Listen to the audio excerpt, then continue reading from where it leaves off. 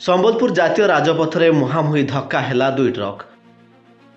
ଅତାବିରା ଧର୍ମଶାଳା ଛକରେ ଦୁଇ ଟ୍ରକ୍ ମଧ୍ୟରେ ଜୋରଦାର ଦୁର୍ଘଟଣା।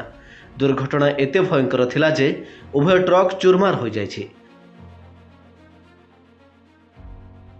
ଘଟଣାରେ ଉଭୟ ଟ୍ରକ୍ ଡ୍ରାଇଭରଙ୍କ ମୃତ୍ୟୁ ହୋଇଥିବା ବେଳେ ଜଣେ ହେଲ୍ପର ଆହତ ହୋଇଥିବା ସୂଚନା ମିଳିଛି। ଗତକାଲି ବିଳମ୍ବିତ ରାତିରେ ଘଟିଛି ଏପରି ଅଭାବନୀୟ ଘଟଣା। ଘଟଣାସ୍ଥଳରେ ଦମକଳ ବାହିନୀ ଏବଂ ପୋଲିସ ପହଞ୍ଚି ଗାଡ଼ି ଭିତରୁ ଡ୍ରାଇଭର ଓ ହେଲ୍ପରଙ୍କୁ ଉଦ୍ଧାର କରି ସ୍ଥାନୀୟ ହସ୍ପିଟାଲକୁ ପଠାଇଥିଲେ। ପରେ ଉଭୟ ଟ୍ରକ୍ ଡ୍ରାଇଭରଙ୍କୁ ଗୁରୁତର ଭାବରେ ବୁର୍ଲା ହସ୍ପିଟାଲ ସ୍ଥାନାନ୍ତରିତ କରାଯାଇଥିଲା। ତେବେ ହସ୍ପିଟାଲରେ ଡାକ୍ତର ଉଭୟଙ୍କୁ ମୃତ ଘୋଷଣା କରିଥିବା ସୂଚନା ମିଳିଛି। ଜଣେ ଟ୍ରକ୍ ଡ୍ରାଇଭର ବିହାର ରାଜ୍ୟର ହୋଇଥିବା ବେଳେ ତାଙ୍କ ନାମ ମହମ୍ମଦ ଇସ୍ମାଇଲ। ଅନ୍ୟ ଜଣେ ଡ୍ରାଇଭରଙ୍କ ପରିଚୟ ବର୍ତ୍ତମାନ ସୁଦ୍ଧା ଜଣାପଡ଼ିନାହିଁ। ତେବେ କେଉଁ କାରଣରୁ ଉଭୟ ଟ୍ରକ୍ ମୁହାଁମୁହିଁ ହେଲା ତାକୁ ନେଇ ଅତାବିରା ପୋଲିସ ତଦନ୍ତ ଆରମ୍ଭ କରିଛି।